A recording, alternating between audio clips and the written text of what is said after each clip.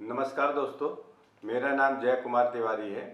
मैं उत्तर प्रदेश विकास प्राधिकरण सेवा से रिटायर्ड असिस्टेंट इंजीनियर हूँ। दोस्तों, आज मैं बात करूँगा कि बरेली के भविष्य के विकास की क्या योजनाएं हैं और बरेली में जो अवैध कॉलोनियाँ हैं उनकी मैं सूची भी आपको दिखाऊंगा इस वीडियो में। तो आइए वीडियो शुरू करते हैं।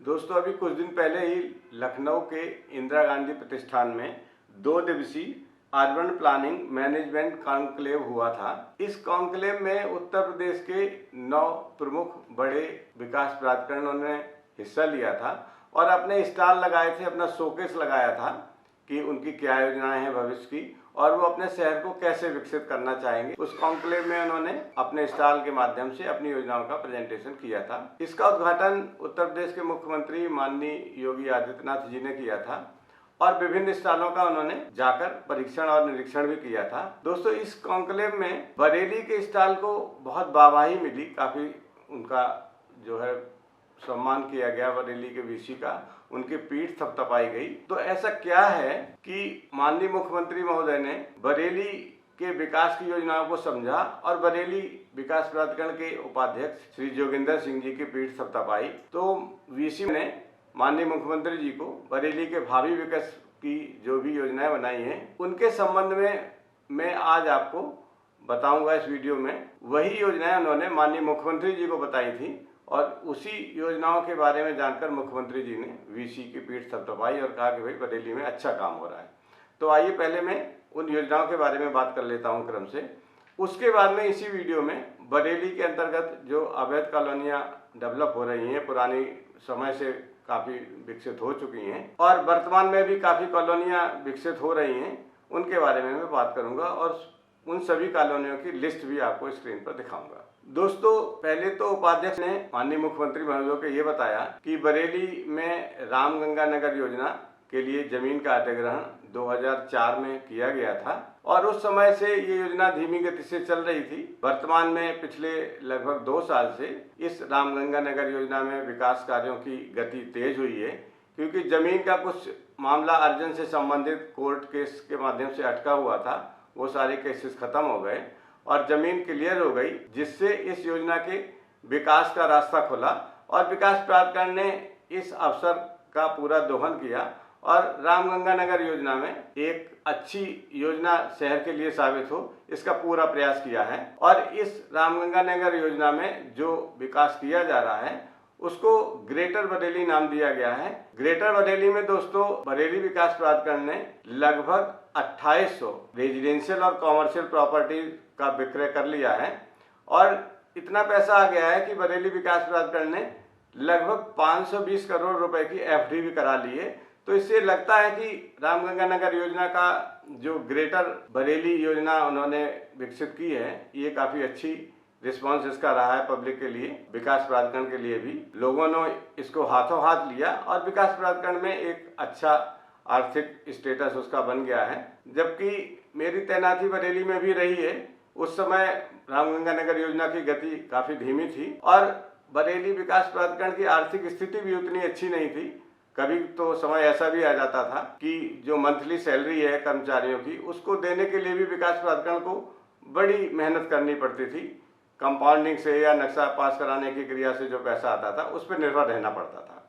तो ये एक अच्छा प्रयास है बरेली विकास प्राधिकरण का और इसलिए भी उपाध्यक्ष की पीठ मुख्यमंत्री जी ने थपथपाई है। इसके अलावा और भी क्या योजनाएं हैं उनके बारे में मैं आपको बताता हूं क्रम से। वीसी ने मुख्यमंत्री महोदय को यह भी बताया कि बरेली की जो आंतरिक सड़कें हैं, मुख्य मार्ग हैं, उनको 4 लेन और 6 लेन किया गया है और उन्होंने ये भी बताया कि ग्रेटर बरेली योजना के अंतर्गत रोजगार के अवसर सृजित करने के लिए और बरेली के धार्मिक महत्व को ध्यान रखते हुए योजना का विकास किया जा रहा है। यहाँ पर जरी, जरदोजी, मेथा और माजा बरेली का विशेष प्रोडक्ट है। इनके विकास के लिए भी योजनाएं बनाई गई हैं ताकि ये सारे प्रोडक्ट विश्व स्तरीय पहचान बना सकें। इसका भी प्रयास किया जा रहा है और इसके लिए भी इस ग्रेटर बरेली योजना के अंतर्गत प्रोविजन किया गया है। इसी ग्रेटर बरेली योजना के अंतर्गत लगभग 35,000 वर्ग मीटर जमीन पर रामायण वाटिका बनाई जा रही है। जिसमें भगवान श्री राम के जीवन पर आधारित जो चित्रण है वो किया गया है। वनस्पतियां हैं और स्थानों के संकलन करते हुए उनको एक स्थान पर संकलित किया गया है। इस योजना के अंतर्गत रामायण वाटिका स्थल के रूप में विकसित किया जा रहा है इस स्थल को। बरेली जिले के अंतर्गत लगभग 7 नाथ नगरी मंदिर हैं। इन सभी मंदिरों को जोड़ने का भी काम किया जा रहा है। नाथ नगरी कॉरिडोर बनाया जाना प्रस्तावित किया है। इन सभी 7 मंदिरों को एक कॉरिडोर के माध्यम से जोड़ने का प्रस्ताव भी है और इसकी शुरुआत महाभारत कालीन महत्व के नगर आमला से की जाने का प्रस्ताव है। इसके अलावा रामगंगा नदी और नकटिया नदी के लगभग 10 किलोमीटर लंबाई के मार्ग को एक कॉरिडोर के रूप में विकसित किए जाने का प्रस्ताव भी है। ये कॉरिडोर रिवर फ्रंट के रूप में विकसित किया जाएगा और इस पर धार्मिक महत्व के स्थल विकसित किए जाएंगे। पर्यटन के दृष्टिकोण का ध्यान रखते हुए यहाँ पर चिकित्सीय सुविधाएं उपलब्ध कराई जाएंगी तथा आवासीय एवं व्यावसायिक गतिविधियों का भी ध्यान रखते हुए इस कॉरिडोर का विकास किया जाएगा और यहाँ पर लाइट मेट्रो लाए जाने का भी प्रोविजन है। ऐसा वीसी ने माननीय मुख्यमंत्री महोदय को बताया था। जब बरेली विकास प्राधिकरण के स्थान पर माननीय मुख्यमंत्री जी पहुंचे तो वीसी द्वारा ये योजनाएं भविष्य की बताई गई उनको। उपाध्यक्ष बरेली विकास प्राधिकरण द्वारा माननीय मुख्यमंत्री जी को यह भी बताया गया कि पिछले 1.5 साल में बरेली विकास प्राधिकरण ने लगभग 200 अवैध कॉलोनियों को ध्वस्त किया है। ये एक अच्छी प्रगति है अवैध निर्माण को और अवैध कॉलोनियों के विकास को रोकने के लिए। लेकिन दोस्तों मैं ये कहना चाहूंगा कि इतनी तेजी से अवैध कॉलोनियां क्यों बन रही हैं, इस पर भी सरकार को निगरानी रखनी चाहिए। ऐसी क्या कमी है जिसकी वजह से अवैध कॉलोनियों की बाढ़ को प्रदेश सरकार या विकास प्राधिकरण नहीं रोक पा रहे हैं। इसी क्रम में मैं जो बरेली में वर्तमान में प्रभावी महायोजना 2021 है दोस्तों, इसी महायोजना के अंतर्गत 170 अवैध कॉलोनियों की सूची भी है। ये सूची पिछले लगभग 10 साल पहले जब ये महायोजना प्रस्तावित की गई थी 2021 तक के लिए, तब बनाई गई थी। उस समय लगभग 10 साल पहले 170 कॉलोनियां चिन्हित की गई थी, जिनकी सूची आप अपने स्क्रीन पर देख रहे हैं। इस सूची में जो कॉलोनियां हैं वो प्रमुख रूप से पीलीभीत रोड पर, बदायूं रोड पर, प्रेम नगर में, बीसलपुर रोड पर और रामपुर रोड पर मुख्य रूप से हैं। कुछ सुरखा छावनी में भी हैं, प्रेम नगर में भी हैं। इस तरह 170 कॉलोनियों की सूची, अवैध कॉलोनियों की सूची आप अपने स्क्रीन पर देख रहे हैं। दोस्तों 170 कॉलोनियों की सूची ये है जो 2021 के मास्टर प्लान में दर्ज है। बरेली में वर्तमान में 2031 तक का मास्टर प्लान प्रस्तावित है जो सरकार के पास स्वीकृत के लिए विचाराधीन है। स्वीकृत होने के बाद 2031 तक का मास्टर प्लान यहाँ पर प्रभावी हो जाएगा। लेकिन वर्तमान समय में जो पुराना मास्टर प्लान है 2021 तक का, वही प्रभावी है और इस मास्टर प्लान के अनुसार विकास किया जा रहा है वर्तमान में शहर का। दोस्तों इस तरह अगर हम देखें तो 10 साल पहले अगर चिन्हित की गई 170 अवैध कॉलोनियां थी और अभी उपाध्यक्ष ने बताया कि 200 कॉलोनियां उनके द्वारा ध्वस्त कर दी गई हैं पिछले 1.5 साल में, तो अगर दोनों का टोटल कर लें तो लगभग 370 कॉलोनियां हो रही हैं। लेकिन एक अनुमान के अनुसार वर्तमान में बरेली में लगभग उन 170 कॉलोनियों के अलावा जो 2021 के मास्टर प्लान में दर्ज हैं, लगभग 400 और अवैध कॉलोनियां हैं जिनमें ध्वस्त की गई 200 कॉलोनियां भी शामिल है इसी 400 की संख्या में। तो इतनी बड़ी संख्या में मतलब लगभग 600 कॉलोनियां हो गई। 170 पुरानी जो 2021 के मास्टर प्लान में है और वर्तमान में जो ध्वस्त की गई 200 और प्लस 200 जो अभी ध्वस्त नहीं भी की गई लेकिन मौजूद हैं, वो अवैध कॉलोनियां भी अगर शामिल कर लेते हैं तो लगभग 570 या 600 के लगभग अवैध कॉलोनियां विकसित हो गई हैं।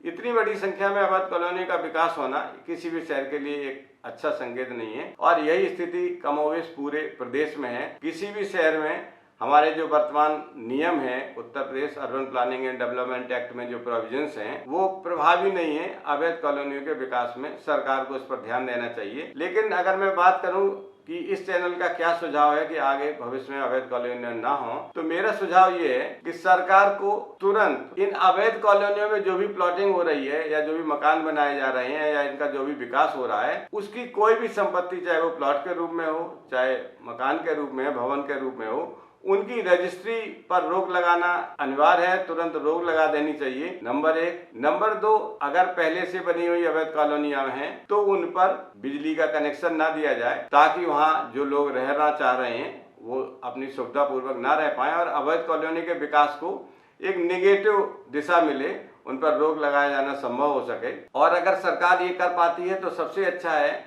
कि ऐसी कोई भी रजिस्ट्री भविष्य में ना हो जिसका कि लेआउट स्वीकृत ना हो या जो कॉलोनी वैध कॉलोनी की श्रेणी में ना आती हो।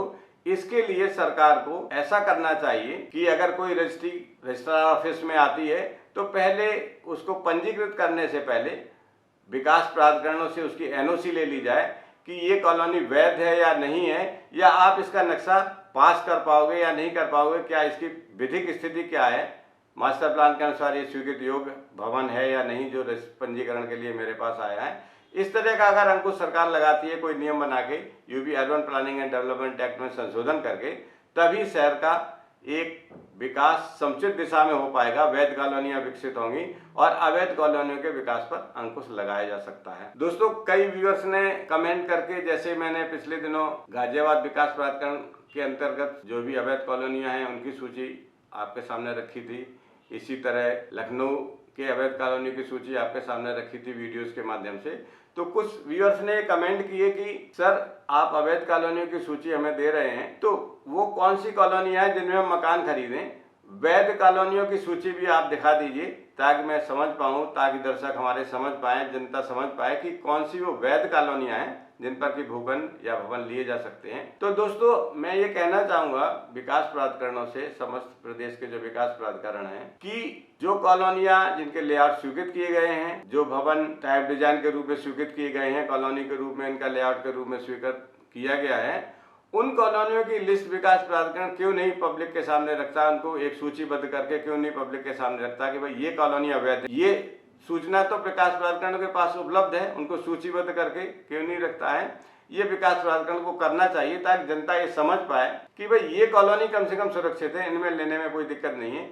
अवैध कॉलोनी की सूची तो आदमी जाएगा अगर पता करना चाहता है कि भाई आप बताइए, बिल्डर से पूछता है कि आपका लेआउट स्वीकृत है या नहीं, और वो कहता नहीं स्वीकृत है, तो अवैध कॉलोनी तो वहां से तय हो जाती है।